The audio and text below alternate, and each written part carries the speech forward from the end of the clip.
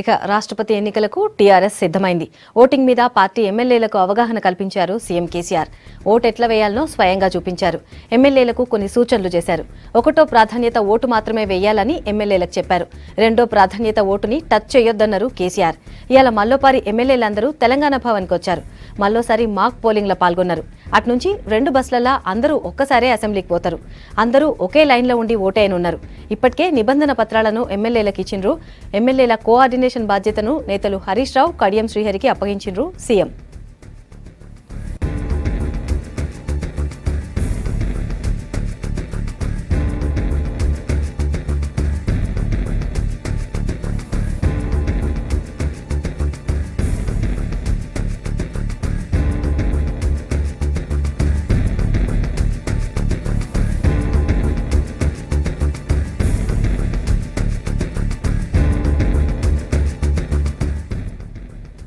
రాష్ట్రపతి ఎన్నికలకు టీఆర్ఎస్ సిద్ధమైంది. ఓటింగ్ మీద పార్టీ ఎమ్మెల్యేలకు అవగాహన కల్పించారు సీఎం కేసీఆర్. ఓటు ఎట్లేయాలనో స్వయంగా చూపించిండ్రు. ఎమ్మెల్యేలకు కొన్ని సూచనలు కూడా చేసిండ్రు. ఒకటో ప్రాధాన్యత ఓటు మాత్రమే వేయాలని ఎమ్మెల్యేలకు చెప్పారు. రెండో ప్రాధాన్యత ఓటుని టచ్ చేయొద్దన్నారు కేసీఆర్. ఇవాళ మల్లోపారి ఎమ్మెల్యేలందరూ తెలంగాణ భవన్కి వచ్చిండ్రు. మల్లోసారి మాక్ పోలింగ్లో పాల్గొన్నారు. అట్నుంచి 2 బస్సులలో అందరూ ఒక్కసారే అసెంబ్లీకి పోతారు. అందరూ ఒకే లైన్లో ఉండి ఓటేయనున్నారు. ఇప్పటికే నిబంధన పత్రాలను ఎమ్మెల్యేలకు ఇచ్చిండ్రు. ఎమ్మెల్యేల కోఆర్డినేషన్ బాధ్యతను నేతలు హరీష్ రావు, కడియం శ్రీహరికి అప్పగించిండ్రు సీఎం.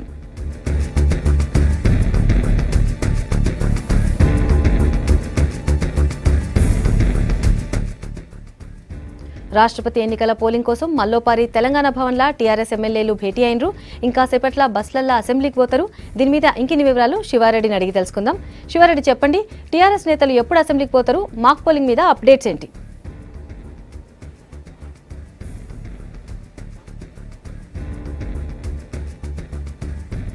టీఆర్ఎస్ ఎమ్మెల్యేలు ఇప్పటికే తెలంగాణ భవన్లో ఉన్నారు. మంత్రులు కూడా తెలంగాణ భవన్లో ఉన్నారు. వాళ్ళు మరొకసారి మాక్ పోలింగ్ నిర్వహించుకొని వాళ్ళు అసెంబ్లీకి వస్తారు. అయితే ప్రస్తుతం అసెంబ్లీ దగ్గర కూడా ఏర్పాట్లు పూర్తయినాయి. ఎమ్మెల్యేలు మొత్తం 119 మంది ఎమ్మెల్యేలు ఓటాకు వినియోగించుకోబోతున్నారు. ఉదయం 10 గంటలకు మరొక గంట సేపట్లో పోలింగ్ ప్రారంభమవుతుంది. సాయంత్రం 5 గంటల వరకు పోలింగ్ కొనసాగుతుంది. మనం చూస్తున్న విజువల్స్ కూడా అదే.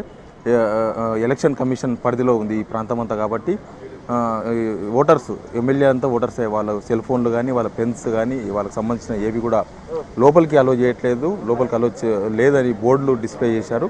వాళ్ళు ఇక్కడ దిగిన తర్వాత వాళ్ళ పిఎల్ కానీ వాళ్ళ గన్మెన్లు అంతా బయట ఉంటారు. కేవలం ఓటర్లు మాత్రమే లోపలికి వెళ్తారు. అసెంబ్లీ కమిటీ హాల్ 1లో పోలింగ్ బూత్, 2 పోలింగ్ బూత్లు ఏర్పాటు చేశారు. ఒకేసారి ఒక 4-5 ఎమ్మెల్యేలు వచ్చినా లైన్లు నిలబడకుండా డైరెక్ట్గా ఓటు వేసి వెళ్ళిపోయే వీలు కల్పించారు. ఇంకా లోపలికి పెన్నులు కూడా తీసుకుపోయే అవకాశం లేదు. లోపల ఎలక్షన్ కమిషనే పెన్నులు, వైలెట్ కలర్ స్పెషల్ పెన్నులు ఏర్పాటు చేసింది. ఆ పెన్నుతో మాత్రమే ప్రాధాన్యత ఓటు క్రమంలో ఓటు వేయాల్సి ఉంటుంది.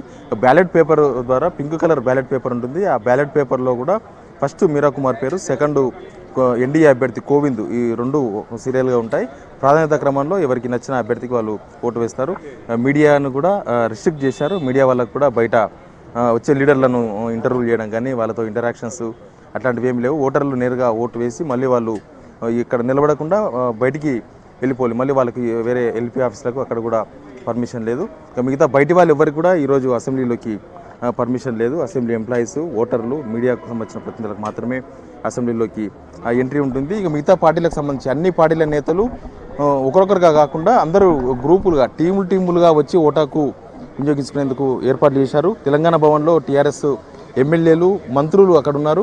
వాళ్ళు 9 తర్వాత 9:30-10 గంటలకు అక్కడ నుంచి 2 బస్సుల్లో ఒకేసారి వాళ్ళకున్న 90 మంది ఎమ్మెల్యేలు ఉన్నారు. 90 మంది ఎమ్మెల్యేలు అందరూ ఒకేసారి ఇక్కడికి వస్తారు. కేసీఆర్ గేట్ నెంబర్ 1 ద్వారా 11 గంటలకు వచ్చి ఆయన ఓటాకు వినియోగించుకోబోతున్నారు. ఇక ఎంఐఎంకి సంబంధించిన సభ్యులు 7 మంది కూడా ఓటాకు వినియోగించుకోవాలని ఇప్పటికే నిర్ణయం తీసుకున్నారు. వాళ్ళు మీరా కుమార్కు మద్దతు తెలుపుతున్నట్టుగా ప్రకటించారు. ఇంకా టీడీపీ, బీజేపీకి సంబంధించిన సభ్యులు ఇప్పుడిప్పుడే ఒకరొకరు వస్తున్నారు. బీజేపీ వాళ్ళు 5 మంది ఒకేసారి వెళ్ళి ఓటాకు వినియోగించుకునేందుకు వాళ్ళు కూడా బీజేపీ ఎల్పీలో కలవబోతున్నారు. టీడీపీకి సంబంధించిన 3 కూడా ఒకేసారి కలవబోతున్నారు. కాంగ్రెస్ సంబంధించిన సభ్యులు ఇప్పటికే వచ్చారు. వాళ్ళు కూడా వెయిట్ చేస్తున్నారు. వాళ్ళు కూడా మొత్తం 13 ఓట్లు ఉన్నాయి కాంగ్రెస్కి సంబంధించిన వాళ్ళు. కాంగ్రెస్ ఎమ్మెల్యేలందరూ ఒకేసారి వెళ్ళి ఓటాకు వినియోగించుకోబోతున్నారు. ఇప్పటికే ఏజెంట్లు, ఆయా పార్టీలకు సంబంధించిన ఏజెంట్లు పోలింగ్ బూత్లోకి వెళ్ళారు. అక్కడ ఏర్పాట్లను పరిశీలించారు. టీఆర్ఎస్ అధికార పార్టీ నుంచి కుప్పల ఈశ్వర్ ఏజెంట్గా వ్యవహరిస్తున్నారు. కాంగ్రెస్ నుంచి వంశీచంద్రెడ్డి కల్వకుర్తి ఎమ్మెల్యే ఆయన ఏజెంట్గా వ్యవహరిస్తున్నారు. బీజేపీ నుంచి కిషన్ రెడ్డి ఏజెంట్గా వ్యవహరిస్తున్నారు. వాళ్ళందరూ ఇప్పటికే ఏర్పాట్లు పరిశీలించారు. ఇక్కడికి వచ్చే ఎమ్మెల్యేలు కానీ మిగతా పార్టీకి సంబంధించిన ఉన్న లీడర్లు వస్తే వాళ్ళు కూడా ఎవరు మాట్లాడాల్సిన అవసరం లేదు. ఇక్కడ నుంచి నేరుగా పోలింగ్ బూత్లోకి వెళ్ళి ఓటు హక్కు వినియోగించుకొని మళ్ళీ బయటకు వచ్చి ఇక్కడనే అలర్టింగ్ పాయింట్ నుంచే మళ్ళీ వెహికల్ తీసుకొని గేట్ నెంబర్ 2 నుంచి బయటికి వెళ్ళే విధంగా ఏర్పాట్లు చేశారు. సాయంత్రం 5 వరకు టైం ఉన్నా వీళ్ళందరూ పార్టీల వారీగా వచ్చి ఓటు హక్కు వినియోగించుకుంటారు కాబట్టి మధ్యాహ్నం 2 గంటల లోపే ఎన్నికల ప్రక్రియ పూర్తిగా ముగిసే అవకాశం ఉంది. 119 మంది ఎమ్మెల్యేలు కూడా మధ్యాహ్నం 2 గంటల లోపే ఓటు హక్కు వినియోగించుకునే అవకాశాలు అయితే కనిపిస్తున్నాయి.